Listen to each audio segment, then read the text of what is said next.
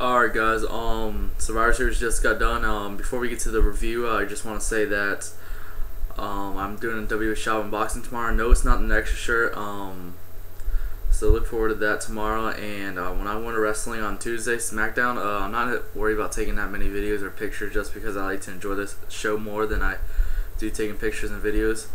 So, and also want to meet Kelly tomorrow, and I'll show you a few pictures of that.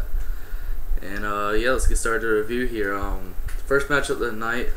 Well, first I want to tell you the show overall, I give it a 7 out of 10. It wasn't the best, but wasn't the worst of the year so far. But first, Daniel Bryan defeated Ted DiBiase. I gotta say, this is a pretty good opener, but I was surprised of how it ended. I was kind of hoping Ted DiBiase would win the title though, but I had a feeling Daniel Bryan would retain it also. But I mean, it was pretty decent. It's not as good as a Dolph Ziggler and Daniel Bryan matches, but it's close to there. Alright, next match. By the way, I'm not getting all into detail with all the matches. I'm just going through and just telling you my thoughts on them and who won. Next was a John Morrison Sheamus match. John Morrison defeated Sheamus. I actually enjoyed this match. Probably my third favorite match of the night. Better than what I thought it was going to be. But I don't think it was as good as the match that they had on Raw, maybe like a month ago. But yeah, John Morrison defeated Sheamus. Next was Dolph Ziggler versus Cavell. You know, I had a feeling Cavell would win just to get a push in WWE, but I kind of thought Dolph Ziggler would win also because where else could he do in WWE, you know? But Dolph Ziggler defeated Cavell to retain the U.S. title. I mean Intercontinental Championship, sorry. I mean, it's a pretty decent match. I actually thought Cavell had a few good moves in there, and I actually thought he was going to win at the end of it, but Dolph Ziggler won. Next was Team Rey Mysterio versus Team Alberto Del Rio. Sorry, I can't talk right now, but yeah, Rey Mysterio's team defeated Alberto Del Rio. Team it came down to basically Drew McIntyre, Rey Mysterio and Big Show on Rey Mysterio's team, and Drew McIntyre on Alberto's team.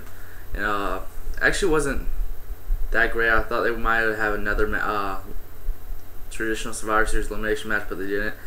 But it wasn't the best traditional Survivor Series that I've ever seen. Actually, my favorite was probably back in I don't know, probably 2001 to WWE versus WCW and ECW from Survivor Series 2001. That was probably my favorite.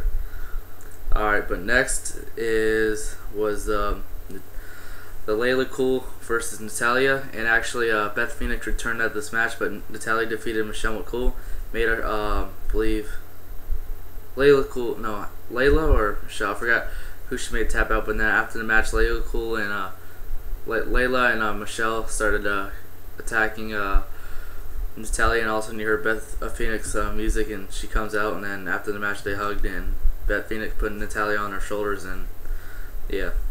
Alright, next match was Kane versus Edge for the World Heavyweight Championship. Actually pretty decent. I thought it was a lot better than what I thought it was going to be.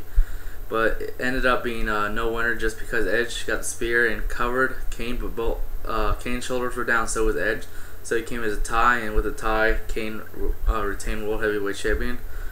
But after the match, Kane started attacking Edge outside of the ring, but then Edge started fighting back and put Kane on the wheelchair and then pushed him into the barricade, and half of the barricade broke. Yeah, it's pretty decent match. I give that match probably the 9 out of 10, probably my favorite match of the night. Next is Justin Gabriel and Heath Slater Nexus versus Santino Marella and Vladimir Kozlov. Nexus defeated Vladimir Kozlov and Santino Marella.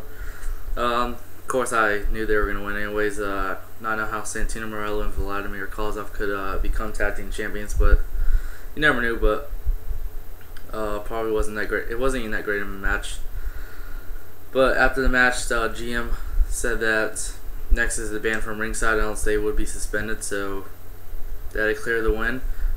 Clear the ring, and then came on the main event, Randy Orton versus Wade Barrett for the WWE Championship with John Cena special guest referee. If John Cena loses, if Randy Orton wins, John Cena's fired, but if Wade Barrett wins the WWE Championship, then John Cena it's free from Nexus. Either way, it's free from Nexus. But Randy Orton defeated Wade Barrett, and after the match, Randy Orton and John Cena hugged, and Randy Orton shaking his head and all that. But after all that, John Cena took off his wristbands and put them in a ring and went around the arena shaking hands and all that. I think something's going to happen though with John Cena tomorrow night on Raw if he's going to be there, but I don't think he's going to quit WWE because that would just be a huge mistake by WWE. Even though I don't like John Cena, that would still be just a huge mistake. But yeah, that's the review, and overall, like I said, 7 out of 10. Wasn't the greatest, but wasn't the worst. Going to SmackDown this Tuesday, so like I said, shop unboxing tomorrow, and also going to meet Kelly, and please go check out WWE Punk Fan 19 and Beatdowns 1995, and I'm out.